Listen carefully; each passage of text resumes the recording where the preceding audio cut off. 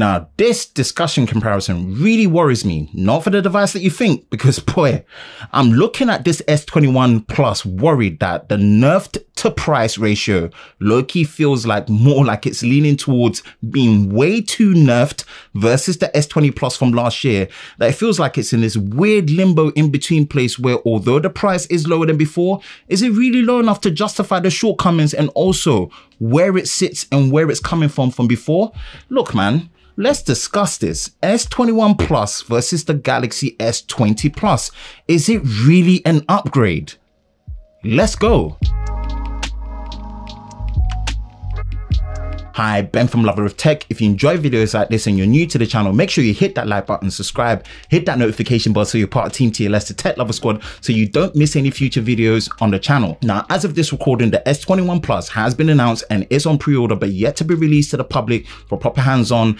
And in regards to the S20 Plus, man, I used it from release date in 2020 for a little while, and I did a video on it, so definitely links in the description below and the cards above if you want to watch that to definitely get my idea of my full usage of the S20 Plus. But definitely, man, look, stick around because I want to give my thoughts on this, man, because initially looking from the outside in, things are not looking so cut and dry, especially for the S21 Plus coming from a year difference. Things are looking very suspect. So let's start with it, man. Now, design-wise, both the S21 Plus and the S20 Plus are taking slightly similar design foundation in regards to the materials, but definitely different approaches when it comes to the final appearance, with the S21 Plus being a bit newer.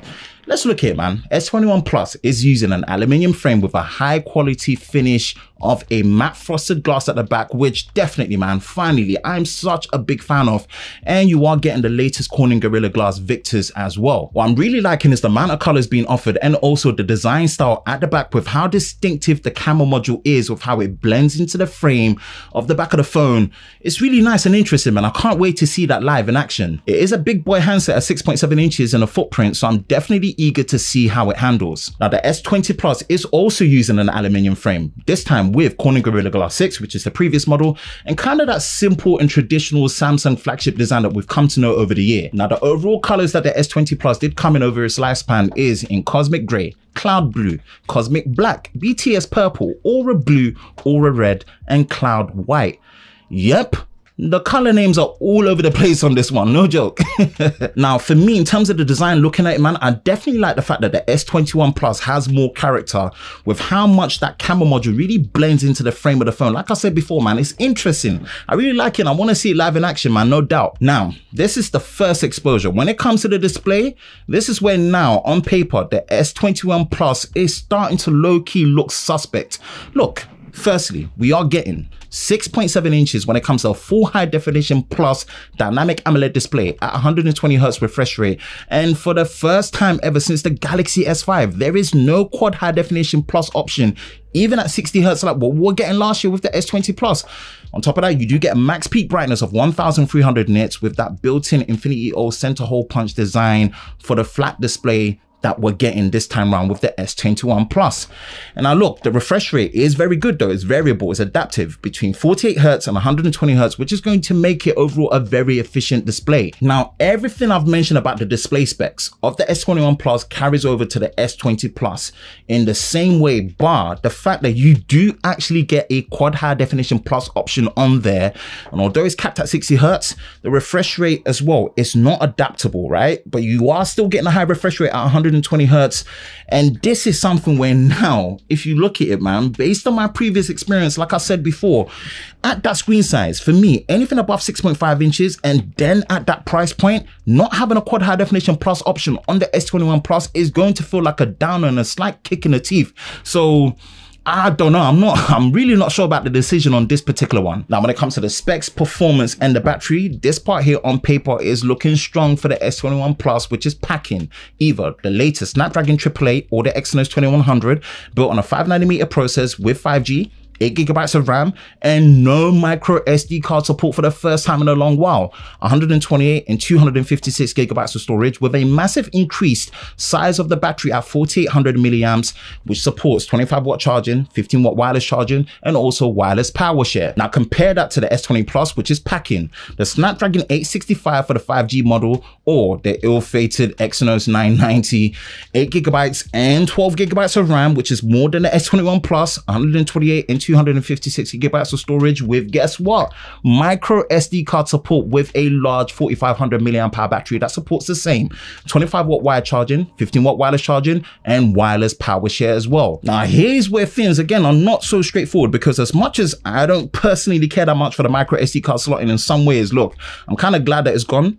Again, which video coming on that soon, if not already live already by the time that you're watching this is one area that you cannot fault that the S20 Plus has over the S21 Plus, which low-key feels strange to even see. And also the fact that there's more option of RAM on the S20 Plus.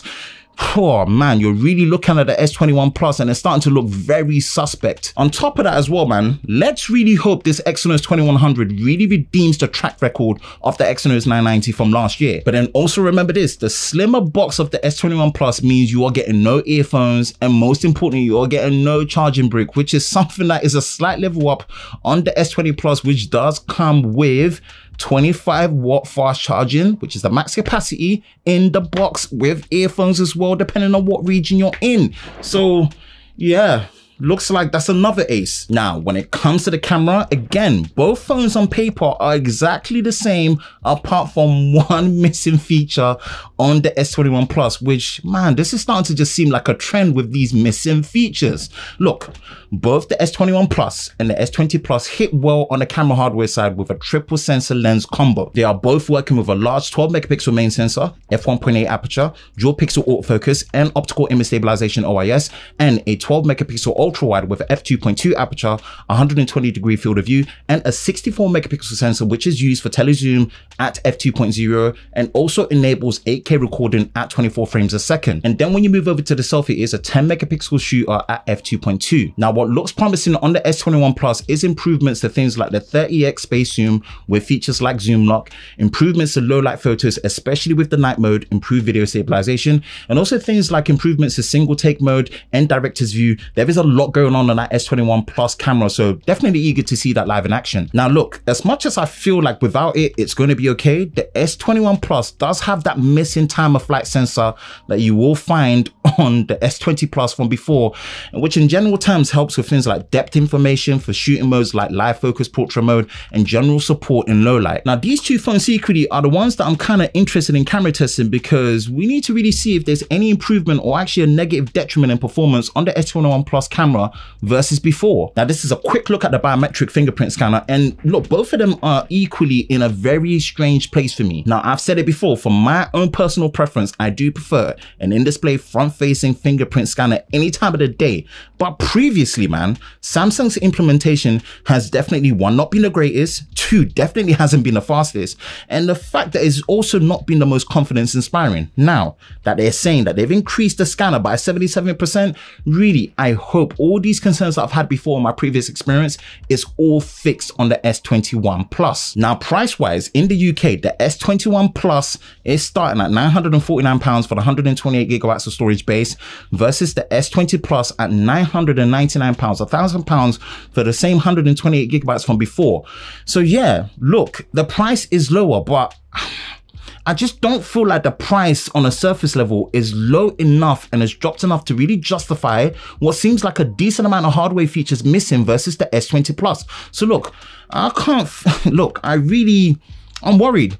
It's starting to look like the worst value out of the S21 series, the S21 Plus. So really now, it just depends on, once you get it and use it, man, is it going to be more than the sum of the parts to really justify it? Because I can't lie to you, this has got the standard Note 20 feels all over again, and that's not what is needed right now for the S21 Plus. That is it for me.